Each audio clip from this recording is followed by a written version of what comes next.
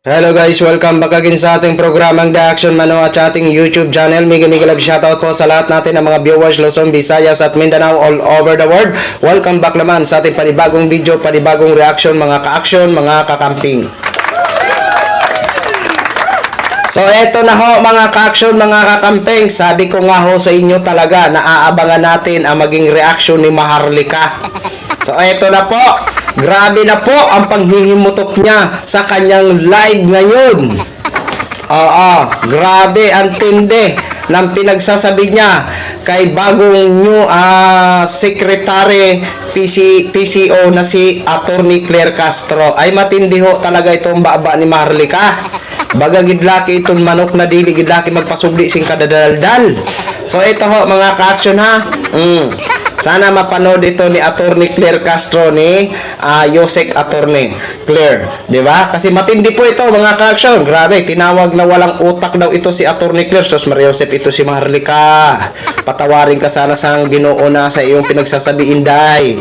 Ano na nangyayari sa iyo, Inday? Inggit na inggit naman ang naghahari sa iyong mga kaibut-ibuturan. Ito po mga ka-action, pakinggan po natin ito ha. Ang kademonyuhan na mas demonyo pa sa'yo na sila Bukangkang, si Emerald Bukangkang at si Bulldog, si Honey Rose, na lumobo na ng lumobo ang mga buwakan ng Pinas sa kalalamon sa pera ng bayan. Wala man namang ginawang trabaho kundi maghawi ng maghawi dyan at bumukaka ang mga kipay nila. At ikaw, Grabe talaga bunganga nito ni Maharlika. Parang hindi man lang kapwa niya babae ang pinagsasabihan niya ng mga ganyan, no? Hindi man lang tumatay yung balahibo nito sa kanyang mga pinagsasabi. Grabe ka talaga, Inday. Sobrang na inggit mo laki sa mga taga-presidential communication office, Sus Mariosep. Ano ba? Gusto mo ba magpapuwenta? Lumapit ka kay Mr. President. Lumudlud ka doon na para bigyan ka ng trabaho. So ito na mga guys, ang banat niya kay Yosek Attorney Claire Castro. Claire Castro. Okay? Ayan, maliwanag po ha. Pinangalanan niya, Claire Castro. Unang salvo mo pa lang, palpak ka na. Hangag ka. Hangag, pabidang, abugagang, walang unod ang utok. Bakit? Wala daw laman ang utak ni Yosek Attorney Claire Castro. Sige, tuloy muna natin. Bakit walang unod? Buha ka ng Genenes ka. Diba? Iniskan ko lang yung vlog, wala kang ginawa kundi mag-react sa mga vlogs ko, vlogs ng mga Duterte vloggers, at iba pa. Anong ibig sabihin niya? Walang laman yung utak mo. Dahil kumukuha ka lang, okay lang sana kung hindi ka abogado eh. Maintindihan mo, you guys. I love you people, yung mga nagre-react sa mga vlogs natin, and we need it para... Wait lang Maharlika. Excuse me, speaking na walang utak. Kung si Attorney Claire ay kumukuha man ng video mo at binibigyan niya ng analyzation, matatawag mo ba na walang utak ang isang abogado kung hindi niya kaya po ito i-discuss?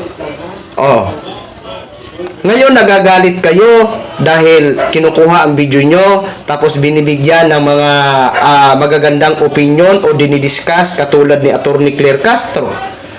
Kasi kung wala po itong utak si Attorney Claire Castro, hindi niya kaya i-discuss sa kanyang mga vlog kung ano ang masasabi niya sa mga pinagsasabi nyo. Diba? Lahat naman ng mga vlog ni Attorney Claire Castro is may mga present evidence naman siya. Ngayon nagagalit kayo dito kasi na-appoint ito bilang isang Yosek. Sos Mariosep. Bago mo sabihin na walang utak si Yosek Attorney Claire Castro, umuwi ka dito. Umuwi ka dito at makipagdebate ka kay Yosek Attorney Claire Castro. At kung matalo mo, saka mo na sabihin ang words na yan na walang utak. Diba? Kaya mo lang yan nasabi Kaya mo lang ganyan ka magsabi na kumbaga sububod ka ng talino kasi nasa California ka. Hindi ka kayang habulin. Kaya kung ano lang ang lumalabas sa bibig mo, okay lang, walang problema. Pero, ang totoo, hindi mo kaya si Yusek Atty. Claire Castro. Sige nga, magdebate nga kayo one-on-one, personalan talaga, debate kayo. Kung sino talaga ang walang laman ang utak. Sus, Maharlika Maria Josep ka naman, Inday. Tama na, Inday. Bawas-bawasan mo na ang puot at galit mo sa iyong sarili. Dahil walang magpaparaya na iba kung hindi ang magpatawad ka. Ang magpakumbaba ka. Ang tanggapin mo ang mga mali mo. Huwag mo na ipagpilitan ang mga mali mo. Kasi yan ay lagi lang yan puot at galit ang mararamdaman mo, Inday. Sa totoo lang, umuwi ka dito, Inday. Harapin mo si Yusek Atty. Claire Castro nang malaman namin talaga kung matalino ka. Ha? Tuloy. Para i-echo ninyo. Pero yung masasabi mong abogadong pulpul o pupulpal o girlalo Grabe. abogadong walang magawa sa buhay, mag-react ng mag-react sa video ni Marlica at magsipsip, okay? Magsipsip kay adik na bangag. Alam mong adik si bangag, ibig sabihin bilasakang abogada. Adik? Nasaan? Napatunayan nyo ba? Di ba wala kayong, hindi nyo kaya i-sustain yung sinasabi nyong bangag si Mr. President?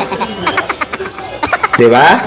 Kasi kung kaya nyo yan, edi sana pumunta na kayo ng korte at nagsampa kayo ng reklamo. Di ba?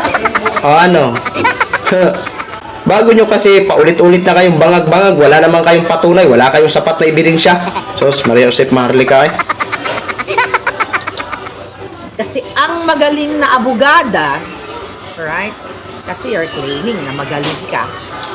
Para sa amin talaga, magaling yan na abogada.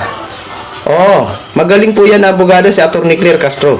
Kasi hindi niya tatanggapin ang ganyang klaseng posisyon na PCO Yusek kung hindi siya magaling. Di ba? Wala ka dyan sa YouTube. Hindi ka nagpipick up ng mga vlogs namin. Kasi meron kang sariling utak. Meron kang sariling laman ang utak mo. Kaso ang laman ng utak mo, labno. You know, labno? Bala na kayo mag-translate. Algae. Okay? Grabe. Ang laman daw ng utak ni Atty. Claire, labno. Kumbaga, ano ba to? Kung sa, ano ba to sa Tagalog ang labno? Yung labnaw. Labnaw ba? Kumbaga, halimbawa, ganito na lang ha. In my own opinion lang po ito ha. Halimbawa, magtimpla ako ng kape, tapos hindi masyadong strong. Parang, ano ba? Malabnaw. Parang ganun. Parang ano ba? Yung hindi gaano strong ang kape. Ganun ang ibig sabihin nun. In my own. Ha? Hindi ko lang alam kung sa inyo kung ano bang labno na sinasabi nito ni Inday. Ikaw talaga Maharlika. Umukoy-ukoy ka na gani sina ng mga istorya mo. Ikaw bidlaki, Inday.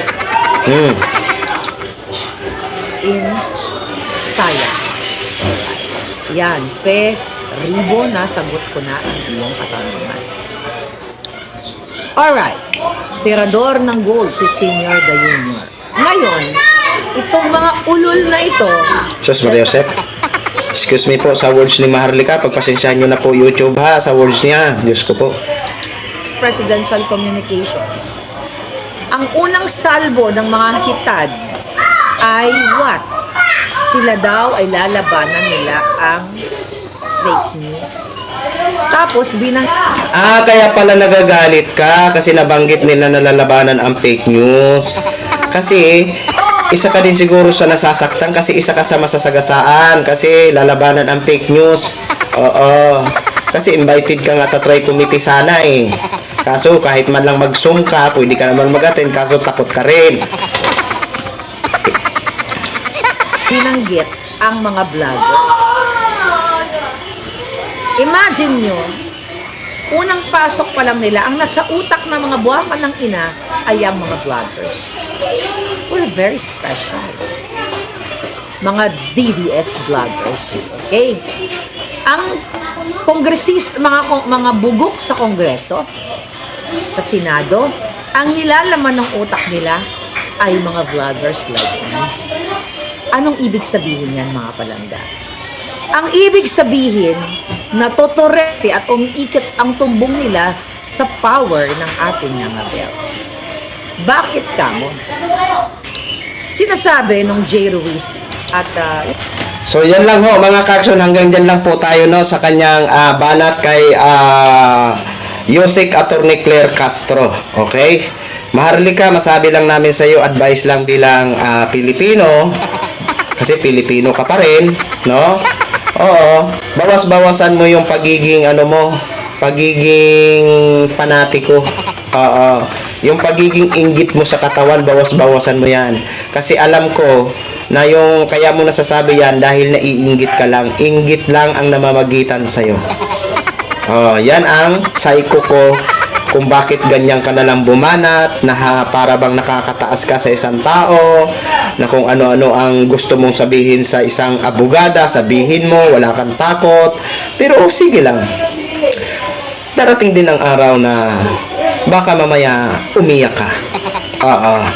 Kaya yan yung abangan namin. Oo. Nasa huli ang pag-iyakan. Okay? So yun lang po guys, no? Maraming salamat po sa ating mga viewers Luzon, Visayas at Mindanao all over the world. Ako po ang inyong lingkod, si The Action Man. Good evening, everyone. Beautiful.